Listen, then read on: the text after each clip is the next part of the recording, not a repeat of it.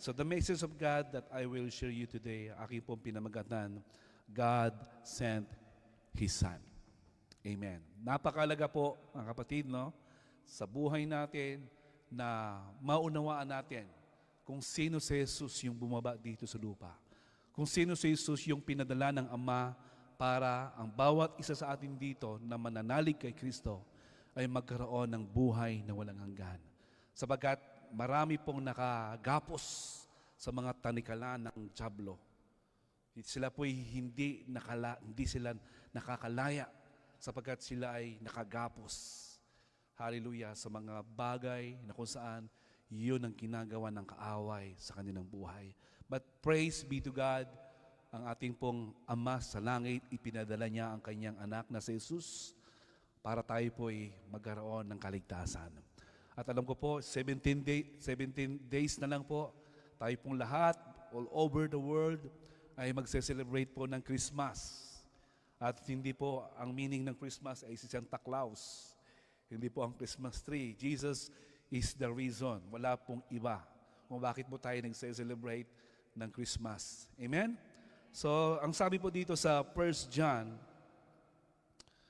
4:9-10, basahin po natin mga kapatid, at tayo pong lahat mga kapatid ay tumayo bilang paggalang sa salita ng ating pong Panginoon, sapagkat ang salita ng Diyos ay makapangyarihan.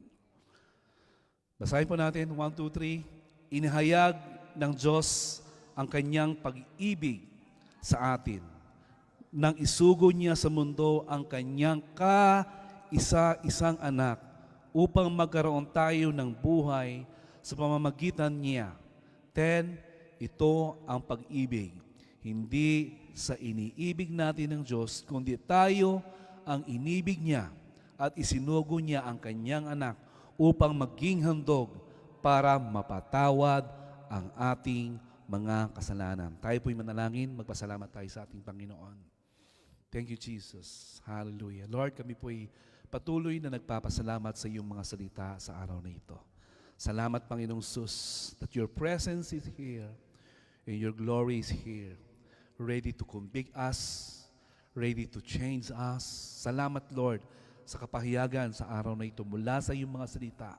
Patuloy na ang iyong mga salita ay patuloy na magbigay muli, Lord God, ng kaunawaan sa amin kung ano po ang kahalagahan ng buhay na meron kami. Kung sino ka, Panginoong Sus, sa aming buhay. Kung bakit mo pinadala si Kristo dito sa lupa.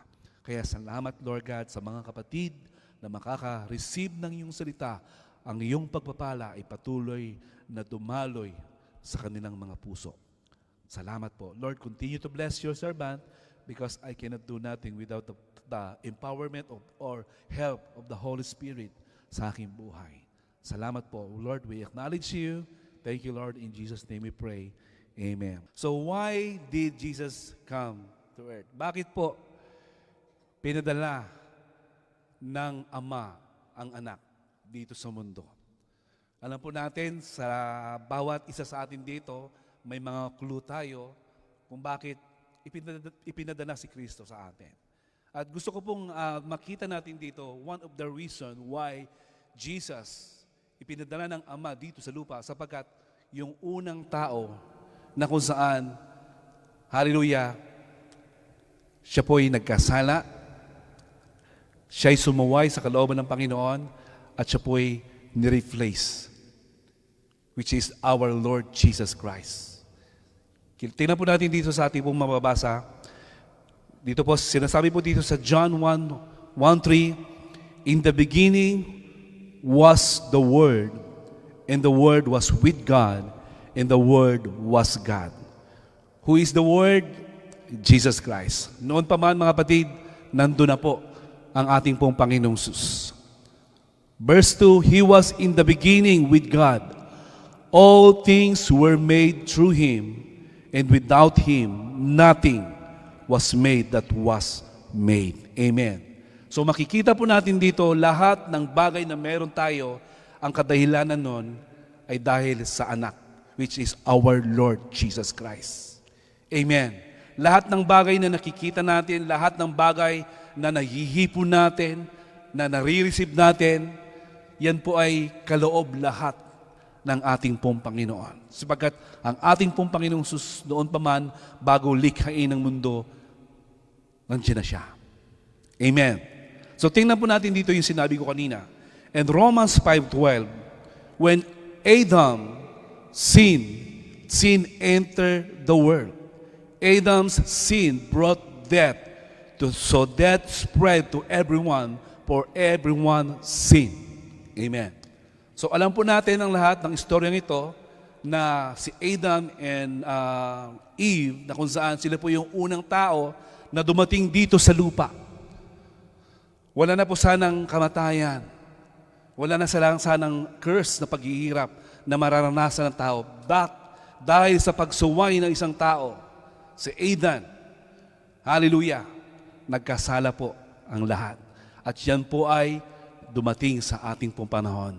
Generation to generation. Sabi nga po dito, so death spread to everyone, for everyone sin. Dahil sa isang taong sumaway sa kalooban ng ating pong Panginoon. Amen. Hallelujah. Sundan po natin mga kapatid. Sunod, dito po sa Roma 5:18-19, para makita po natin mga kapatid ang reason kung bakit pinadala ng Ama ang ating pong Panginoong Sus. Sabi po dito sa 18, at kung paanong ang pagsuway ng isang tao ay nagdulot ng kaparusahan sa lahat. Sino po yung tinutukoy dito? Si Adan po. Ang matuwid na ginawa rin ng isang tao ay nagdudulot ng kapatawaran at buhay sa lahat. Sino po yung matuwid na yon? Ang ating pong Panginoong Sus. And 19, sapagat kung ang lahat ay naging makasalanan dahil sa pagsaway ng isang tao, ang lahat ay mapapawalang sala dahil sa pagsunod ng isa ring tao. Amen. Hallelujah. Salamat po sa ating Panginoong Sus. This is the reason why kung bakit ipinadala ng Ama si Kristo sa ating buhay. Para tayo ay iligtas. Para ikaw ay alisin sa kapahamakan. Sapagat ang kapahamakang iyon, mga kapatid, hindi po siya basta-basta. Magkakaroon tayo ng kakaibang kaparusahan, hallelujah, na hindi po matatapos sa ating buhay, which is eternal death. Hallelujah. Tingnan po natin sunod, sabi po dito, sa 15, 45, and 47, ganito ang sinasabi sa kasulatan. Ang unang tao, si Adan, ay nilikhang binigyan ng buhay. Ang huling Adan ay espiritong nagbibigay buhay, which is our Lord, Jesus Christ. Tandaan po natin, 47, ang unang Adan ay mula sa lupa, sapagkat nilikha siya mula sa alabok. Ang pangalawang Adan ay mula sa langit, which is our Lord Jesus Christ. Nagkasala po si Adan. Wala na sana pong paghihirap. Wala na sanang kamatayan. Pero dahil sa isang pagsuway sa kalooban ng Panginoon, ang kasalanan po ay kumalat hanggang dumating sa ating pong panahon. But praise be to God, 2,000 years ago, when Jesus Christ died on the cross, hallelujah, He paid your sin. Pero mayroon kang dapat gawin. Kung gusto mong maranasan ng kapatawaran ng Diyos, kailangan mong tanggapin si Kristo bilang iyong sariling tagapagligtas. Yung po ay assurance na sinasabi ng Panginoon sa kanyang salita, nung kung tatanggapin natin si Kristo, tayo pong lahat, hallelujah, ay makakaranas ng kapatawaran ng ating pong Panginoon. Amen. Salamat po sa ating Diyos, sapagkat ang pag-ibig ng Panginoon sa buhay natin ay nag-aalab. Sukatin man ang langit at lupa, ang pag-ibig ng Diyos ay wagas. Hindi po masusukat ang pag-ibig ng Diyos. Kung bakit nagpakilala ang ating pong Panginoon sa buhay natin, hallelujah, simula nung ibinigay si Kristo, tumanggap tayo ng banal na Espiritu na siyang magiging gabay natin kung sino ang Panginoon sa ating buhay. Kaya ang mga tao na walang Kristo sa kanilang buhay, wala sa kanilang Espiritu, kaya hindi nila kilala ang Panginoon. Kaya kung tayo po'y tatanggap kay Kristo sa ating buhay, bibigyan tayo ng banal na Espiritu para makilala natin kung sino si Kristo na siyang namatay sa krus ng Kalbaryo. The Holy Spirit speak to us. Sino pong nakakaranas nun? Ang Holy Spirit ang nangungusap sa iyo na si Kristo ay Diyos. Amen. Kasi po, ang diablo, deceiver siya. Ayaw ng diablo na tayo po'y manalig kay Kristo. Ayaw ng tao na tanggapin si Kristo, kaya bulag sila sa katotohanan. Pero wala pong mga bulag dito sa katotohanan. Kung tayo po'y wala pang relasyon kay Kristo, I straightly speaking to you, bulag pa tayo po. Kasi po, only Jesus Christ ang siyang magmumulat sa ating sa truth kung sino si Kristo sa ating pong mga buhay. Amen? Hallelujah. So salamat po sa ating Panginoon. Hallelujah. Meron po akong naalala na isang kwento sa Pilipinas. Meron po dumating na isang foreigner sa isang baryo. Siyempre, sumakit yung tiyan nung magta-translate. So umuwi siya. On time na kasi, kailangan mag-start na yung crusade. So nag-present yung isang pastor. Ako na lang po. Siyempre, ang kanilang guest speaker, foreigner, English speaking. Siyempre, translate niya yon. Sabi dito, ito ay konting joke, mga kapatid, patawa kasi medyo seryoso kayo eh. Sabi dito, Jesus was crucified with two robbers. So, sinong sinabi nung preacher? Sabi niya, si Jesus ay pinako sa pagitan ng dalawang gulong. Sabi nung preacher na Amerikano, we need to sacrifice. Sabi ng translator, kailangan daw po natin ng 2 sakong bigas. If we do not repent, sabi doon, at kapag hindi tayo nagpintura muli, sabi niya ron, the wrath of God will come upon you. Ang daga ng Diyos ay pupunta sa inyo. So naisip ng foreigner, bakit nagtatawanan itong mga taong ito? Ang ganda-ganda ng pinipreach niya, bakit nagtatawanan? So siyempre hindi niya naintindihan. Sabi nung preacher na foreigner, well. Sabi ng translator, balon. So tuloy sa pangangaral. Sabi dito, Jesus is coming. Si Jesus ay darating. Nobody knows. Walang katawan, walang ilong. Hallelujah. Ganun ba tayo mag-translate, mga kapatid, no? Okay.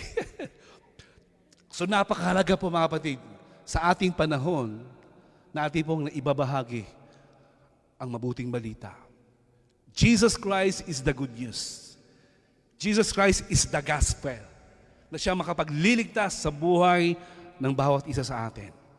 Amen. Napakahalaga na kilala natin si Kristo sa ating pong mga buhay. Ang pag-ibig ng Diyos sa buhay po natin ay nag-uumapaw.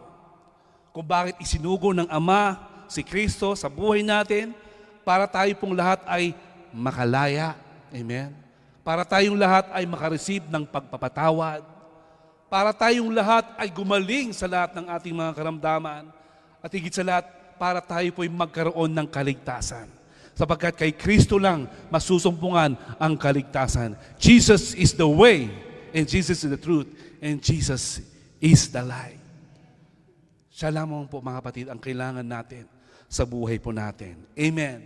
And Luke 19:10, ang sabi po dito, ang anak ng tao ay naparito, upang hanapin at iligtas ang naligaw. Amen.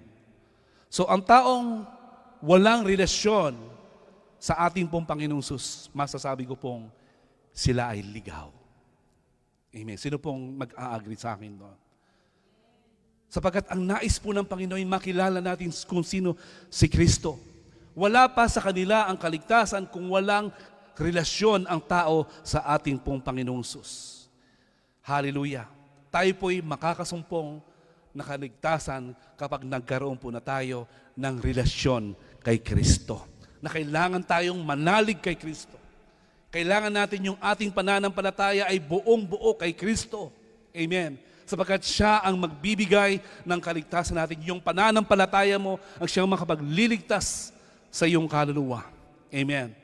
That's why now, ini-introduce po natin ang good news that brings reconciliation between God and man. Kapag hindi ayos ang relasyon ng tao sa Panginoon, nandun pa rin sila mga kapatid sa tinatawag na, sila'y naligaw. Wala pa sa kanila ang kalayaan. Amen. Na kailangan natin tanggapin sa ating puso na ang salita, hallelujah, which is our Lord Jesus Christ, ang salita ay nagbibigay buhay. Because, like I said, the Word is Jesus. Siya ang salita na kailangan nating pananaligan. Kailangan pananampalatayanan natin ang salita ng Panginoon. Sapagkat mismo ang salita ng Panginoon ang ating pong Panginoong Sus. Amen.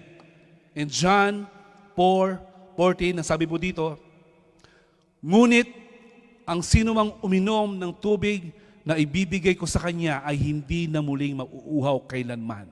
Ang tubig na ibibigay ko ay magiging batis sa loob niya at patuloy na bubukal at magbibigay sa kanya ng buhay na walang hanggan. Amen. Amen, mga kapatid. Hallelujah. Kaya yun po ang nangyayari sa buhay po natin. Kapag tayo po'y may relasyon kay Kristo, yung bukal na buhay na meron tayo sa buhay natin, nararanasan natin yung kakaibang kapayapaan ng buhay natin. Amen. Yung mga bagay na mga patay sa ating buhay, yun ay bubuhay ng Diyos. Ano po yung mga patay na yon? Hallelujah. Yung parang nawawalan ka ng pag-asa. Wala kang kapayapaan. Lagi kang nababagot. Iniisip mo na parang walang solusyon sa buhay na ito. Pero kapag meron kang Kristo sa iyong buhay, siya yung bukang, sabi dito, bukal na buhay, na kung saan you will be satisfied. Magkakaroon ka ng kagaanan sa iyong puso. Magkakaroon ka ng kapayapaan. Lahat ng iyong kabigatan, lahat ng iyong burden ay magkakaroon ng peace sa iyong puso. Yun ang bukal na buhay. Kaya we introduce Jesus kung sino siya sa buhay ko at sa buhay natin, kung bakit ipinadala ng Ama si Kristo, sapagkat mahal ka ng Panginoong Hesus. Mahal tayo ng ating Panginoon. Ayaw ng Diyos na tayo po'y mapahamak. Amen. Hallelujah. Kaya salamat po sa Panginoon na pinapadaloy sa ating puso yung joy na kahit maraming problema, sunod-sunod ang mga laban na dumarating sa ating buhay, pero dahil meron tayong Kristo sa ating buhay, yun ang kakaibahan natin. Meron pa rin tayong lakas na tumayo, manindigan, sapagkat alam natin na buhay ang ating Panginoong Sus. Hallelujah, ang lahat ng bagay ay nagkakaroon, hallelujah, ng smooth sa buhay natin. Nagiging payapa sa buhay natin. Sapagkat alam natin, hallelujah, tayo'y laging ginagabayan at sinasamahan ng Diyos. Sapagkat meron ka, meron ako, meron tayong relasyon sa ating pong Panginoong Sus. Amen. Amen. Hallelujah. Jesus is the only way. Jesus is the only way. Not many way to enter the kingdom of God. Wala pong maraming daan. Marami pong nagsabi niyan. Na pakinggan ko na kay Oprah, marami daw daan para dumating sa Panginoon. Even sa, ito po, nakakalungkot po, no? Siyempre, ito po ay isang kinikilala na bishop. No, hindi that bishop. Yung, sa Milan, sino yan? Pope. Mismong declaration ng Pope na maraming kaligtasan na pwedeng dumating sa Panginoon. So, it's very wrong po yan, mga kapatid. Only Jesus is the only way, not many way. Only Jesus is one way to enter to the kingdom of God. Amen.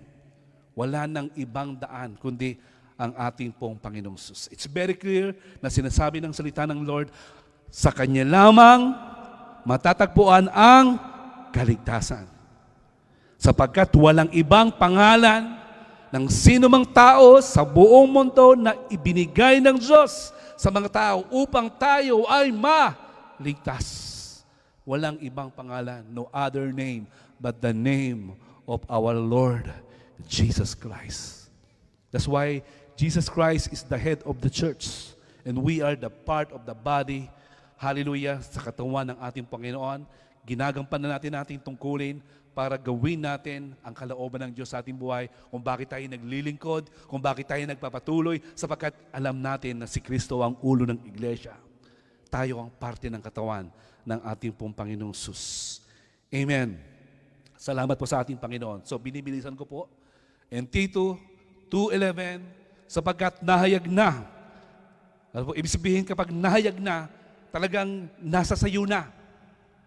Ibinigay na ng Panginoon sa iyo. Pero, handa ka ba sa ibinigay ng Panginoon sa buhay mo? Sabi dito, sapagkat nahayag na ang kagandahang loob ng Diyos na nagdudulot ng kaligtasan sa lahat ng tao. Amen. Amen. Hallelujah. Nahayag na. Nasa sa atin na. Ang kailangan mo lang buksan ng iyong puso, magpakumbaba. Hilingin mo sa Panginoon na patawarin ka sa iyong mga kasalanan sapagkat handa ang Panginoon, kaagad-agad tatanggapin ng Panginoon ang kapatawaran na lalabas sa iyong labi. Nahayag na. Nandito na. Nasa sayo na. Ang kailangan mo nang magpatira pa at kilalanin si Kristo kung sino ang Diyos sa iyong buhay o sa ating buhay. Amen. Hallelujah. Salamat sa ating pong Panginoon. Noon pa may nandun na ang pag-ibig ng Diyos bago nilikha ng Panginoon ang mundo. Grabe po ang pag-ibig ng Diyos. Kaya kung tatanggapin po natin si Kristo sa ating buhay bilang Diyos at sariling tagapagligtas, I assure you now, marireceive mo na ang kaligtasan. Amen. Sunod po mga kapatid, sabi dito sa mga gawa, sa mga taga-Galatia 4:7, ngunit nang sumapit ang takdang panahon, isinugo ng Diyos ang kanyang anak. Isinilang siya sa isang babae at namuhay sa ilalim ng kautusan upang upang patunayan na kayo'y mga anak ng Diyos. Hallelujah. Nasaan po tayo? Verse 6, yan. Upang patunayan na kayo'y mga anak ng Diyos, isinugo niya ang Espiritu ng kanyang anak sa ating mga puso at nang sa gayoy ay makatawag tayo sa Diyos ng Ama, Ama ko. Hindi na kayo alipin kundi anak. At dahil kayo ay anak, kayo ay ginawa rin ng Diyos bilang mga tagapagmana. Hallelujah! Tagapagmana ka ng kayamanan ng langit. Kaya nga po ang pangako ng Diyos sa mga nanalig kay Kristo, nakahanda ang mansyon sa mga tumanggap kay Kristo. May mansyon tayo sa langit. Kung meron kang mansyon sa Pilipinas, at meron kang mansyon dito sa France, meron kang kayamanan, mga kapatid, lahat ng yan ay iiwan mo. Ang buhay natin is very short. Maikli lang po ang buhay natin dito sa mundo. Pero ang pangako ng Diyos, may naghihintay na pamana ang Panginoon sa mga tunay na tumanggap sa Kanya, sa mga tunay na mga anak ng Diyos. Hallelujah! Ganun po ang pag-ibig ng Panginoon sa ating po mga buhay. Kaya tulad po si Jesus, dito po sa verse 5, bro, balik natin sa verse 5. Sabi doon, turn bro. Verse 5, upang palayain ang mga, sabi po dito, okay. Verse 5, upang palayain ang mga nasa ilalim ng kautusan. Tagayon, tayo'y may bibilang sa mga anak ng Diyos. Yung pala ang reason kung bakit ipinadala si Kristo, para ikay palayain sa iyong kasalanan, para ikay palayain sa sumpa na ginawa ng dyablo sa iyong buhay. Hallelujah. Ang kautusan po, mga kapatid, ang kautusan which is the law, hallelujah, ay magpapalayo sa ating relasyon sa Diyos. Magpapalayo sa buhay ng isang tao kapag tayo po ay mga reliyoso. The law of Moses, hanggang ngayon po mga kapatid, pinapractice ng mga Hudyo. Amen? Hanggang ngayon, meron kayong mga Jewish na mga employer. Hanggang ngayon, pinapractice natin. Pinapractice nila yon. Talagang ang sipag-sipag nila. Hallelujah, talagang dedicated sila. Pero, ang question ko sa ating lahat mga kapatid, there's something changed? Maaring outward, dahil ginagawa nila yon, pero sa kalooban, parang walang pagbabago. May mga employer nga akong gano'n, ang gagaling magmura, pero mga mandarasal sila.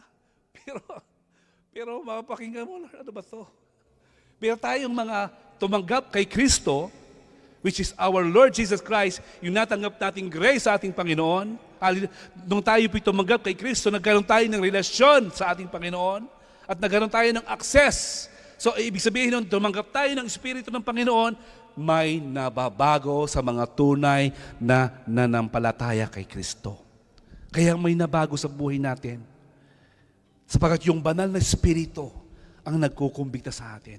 Sapagkat mayroon tayong relasyon, hindi religion. Relasyon para kay Kristo. Sapagkat ang hinahanap ni Kristo, hindi po relihiyon. Hindi po relihiyon. Kahit ikay lumuhod, buong maghapon, walang kaligtasan doon. Kahit ikay magpahirap, ginagawa sa ating sa Pilipinas, pinapahirapan nila ang kanilang katawan, nagpapapako sila sa cross, walang kaligtasan doon.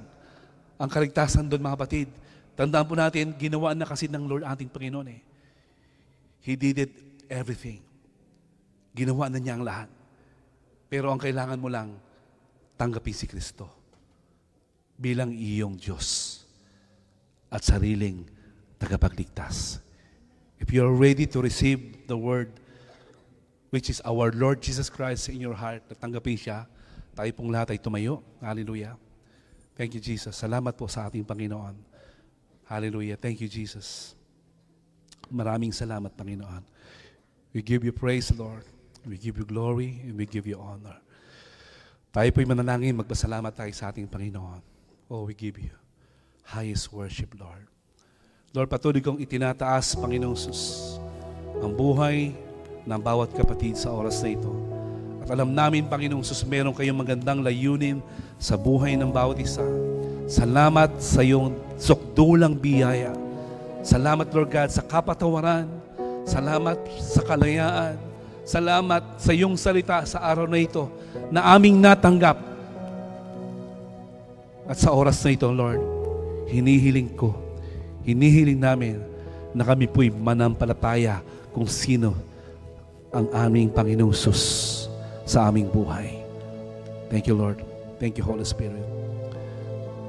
Awitin natin yung chorus. Hallelujah. Salamat po, Panginoon. We give you praise. Oh, we worship you. We worship you, Jesus. Salamat po, Panginoong Sus. My Jesus. My Jesus, my Lord. Yes, Lord. You're the love of my life. You are the love of my life. Wherever you go, wanna be by your side. No longer I, but Christ living in me. Serving you for all eternity.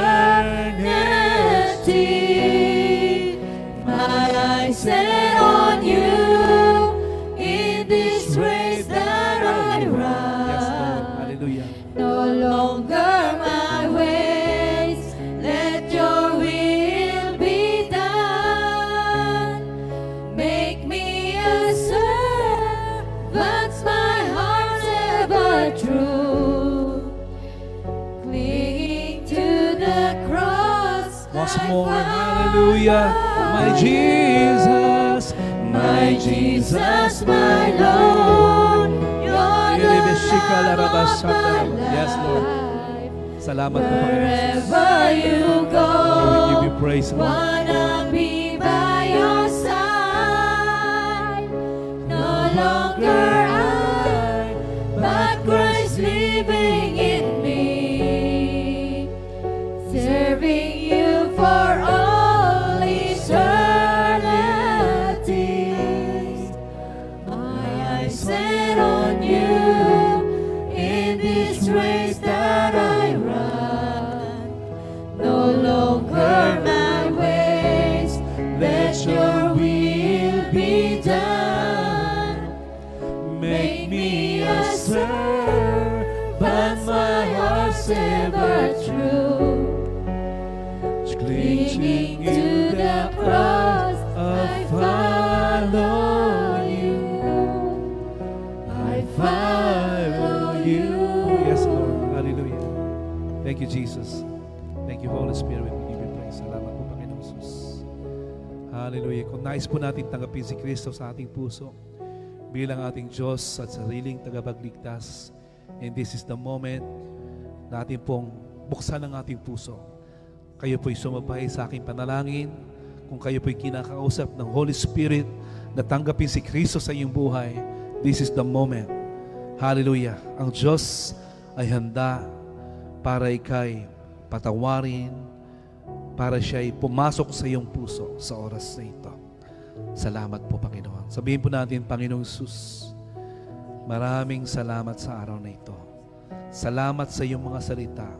Salamat kay Kristo na siyang namatay sa krus para sa aking buhay, para ako'y palayain, para ako'y patawarin sa lahat ng sumpa, sa lahat ng mga kasalanan na aking nagawa. Panginoong Sus, sabihin mo, binubuksan ko ang aking puso at tinatanggap kita bilang aking Diyos at sariling tagapagligtas ng aking buhay. Panginoong Sus, patawarin mo po ako. Hugasan mo ako. Linisin mo ako sa lahat ng aking karumihan. Panginoong Sus, hinihiling ko na pagharian mo ako ng iyong banal na Espiritu upang makita ko ang layunin mo sa aking buhay. Panginoong Sus, salamat sa pag-ibig mo. Salamat sa kapatawaran. Salamat sa kalayaan na ipinagkaloob mo sa araw na ito. Panginoong Sus, maghari ka sa aking buhay at tinatanggap kita ngayon bilang aking Diyos at sariling tagapagligtas, hari ng aking buhay, Diyos ng aking buhay. Salamat po sa matamis sa pangalan ng Jesus. Amen. Kung kayo po'y sumabay sa aking panalangin, nais ko po ngayon ipag-pray sa Panginoon. Lord, salamat Lord sa mga kapatid na nakipag-sinner's prayer, na kung saan sinabi nila, Lord God, ang mga kapatawaran, Lord God, ng kanilang mga kasalanan. Lord, dalangin ko, patuloy mo silang patnubayan sa araw-araw ng buhay. At alam namin, Lord God, that you have a purpose. Ang Holy Spirit ay laging nangungusap. Ang Holy Spirit ay laging available para sa buhay ng bawat kapatid. Kaya dalangin ko, Panginoong Sus, patuloy mo silang bisitahin. Patuloy kayong mangusap at makita nila na tunay nga na kayo ang Panginoong Sus ng aming buhay, na kayo ang Diyos ang lahat na may pagmamayari ng buhay. Salamat, Panginoong Sus. Pagpalain mo po ang aking mga kapatid. Gabayan mo sila, patubayan mo sila. Glory and honor God, yours alone. In Jesus' name, Amen and Amen.